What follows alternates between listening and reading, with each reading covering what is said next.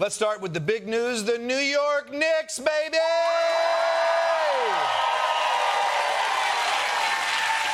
Woo! Man, I haven't been proud of this city since that one time at the start of COVID when they decided to clean the subway for the first time ever. That game was so great, I think we can all agree that we should just end the series at 1-0. Stop the count! Stop the count! Stop the count! There we go. The game was in San Antonio, but you wouldn't have known that if you walked around New York last night, where the atmosphere went from celebratory to zombie attack. Now that they are back in a place they have not been in more than 2 decades. So moving forward, like we said, is a long series, but the enthusiasm here, it is not going anywhere. It's not going anywhere. Say, you can't go far. This is New York City. Back to you guys. Oh, grab my hand! Grab my hand! Unfortunately, that reporter was torn apart. But his body will be used as spare parts for Jalen Brunson's knees, which is an incredible honor here in New York. So, all right, let's move on. Because we're exactly 1 month away from July 4th, so President Trump is scrambling to clean up Washington, D.C. before company comes over. He's building an arch. He's covering statues in gold. He's adding a s'mores station to Kennedy's eternal flame. But his biggest project has been renovating the reflecting pool by the Lincoln Memorial because, as you know, one of the powers granted to the president in the Constitution is pool boy. Now, those renovations took longer than we were told they would, but to the people who were complaining, Trump reminded them that the pool is very big. Although, let's hear it from him. It's 2,500 feet long by almost 200 feet wide. The tallest building in the world would not reach the end of it. Gotcha. Okay, so the reflecting pool is very long. Kind of a weird way to measure it, but loud and clear. You don't need to bring it up again. That's like taller than any skyscraper, 2,000 feet. That's longer than the tallest building in the world. If you lay it sideways, it's 2 Empire State Buildings, more than that. I just had this done. I'm getting a first glimpse, but that's your size compared.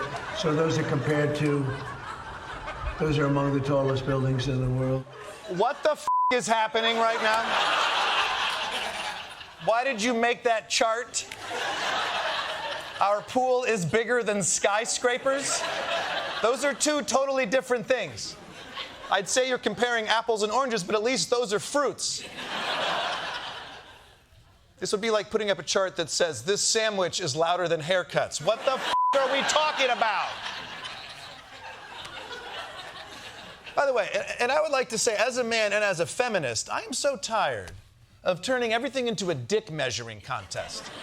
Why can't we have a vagina measuring contest for once? Yeah, thank you. How come no one ever says the reflecting pool is 18 inches deep, but the Grand Canyon is more than a mile deep?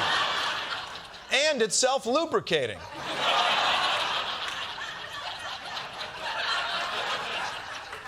But Donald Trump isn't the only one preparing for America's 250th birthday. His Treasury Secretary also has a special surprise for us. And no, it's not affordable groceries. It's something that we didn't even ask for.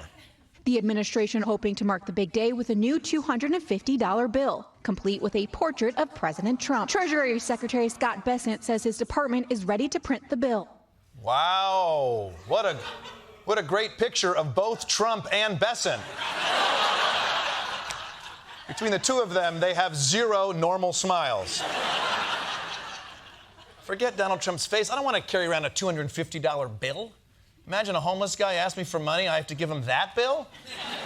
And then ask for $249.50 back?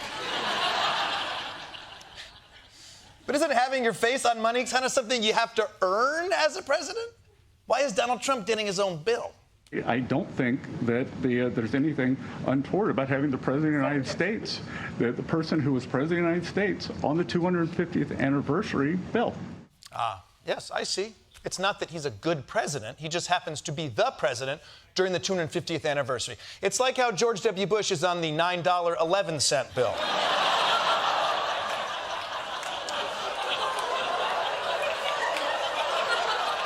Now, those bills are awkward. When you give them to a homeless guy, you got to ask for $8.61 back? Switching gears. It's been a year since Donald Trump freed the January 6 rioters from prison. Hey, but give these guys some credit. A lot of these guys have been working really hard to get themselves back behind bars. According to a new study, at least 97 January 6th rioters, or 1 in 16, have been arrested for or charged with new crimes since being pardoned by Donald Trump. USA! USA! USA! I know. It doesn't... All of you people put those January 6 guys in a box, didn't you? And they aren't just January 6ers. They can commit crimes any day, any month of the year. I mean, come on. Is there anybody who was at January 6 who's actually sorry for what they did? Elias Irizarry was 19 years old at the time of this riot, joining the mob that breached the police lines and entered the Capitol. He later expressed remorse for his actions, saying he'd, quote, brought great shame upon myself, my family, and unfortunately my country. Damn, he was 19? This dude did an insurrection the first time he voted? You were disillusioned with democracy the moment you entered it? Well, voting didn't work. Guess I gotta beat someone with a flagpole. But I'm glad he apologized. Although, of course, that's just a first step. Obviously, it's gonna be a long time before anyone trusts him with anything important. Irizarry was recently hired to work in a Pentagon office that oversees special operations. Insiders say it's among the most sensitive work the military does. Shit. That seems pretty important. This kid basically interned at January 6. Now, look, I want to give the guy some grace because we all f*** up when we're 19. We usually don't get paid for those f***ups later. I mean, thankfully, my neighbors forgave me for putting flaming bags of dog poop in their mailbox. What they didn't do was appoint me Postmaster General. But to be fair, the Trump administration isn't just going to hand you a job in the Pentagon without any experience. They'll also hand you a job running the intelligence community without any experience. Federal Housing Finance Chief Bill Pulte, a close confidant of the president, will now be the highest-ranking intelligence official in the government, despite having no experience in spycraft or national security. Zero experience in spycraft? You mean if he looks through binoculars, there's a 50% chance he's going to be like, why is he so tiny? We need someone who's a spy, you know, someone who's flown to Switzerland in a tuxedo and infiltrated a top-secret military party and then had sex with a super-hot triple agent named something like Mucho Cucho. You know, everyone knows that's spycraft. This guy doesn't even look like he has experience asking for a haircut. What did he tell his barber? Give me the sushi?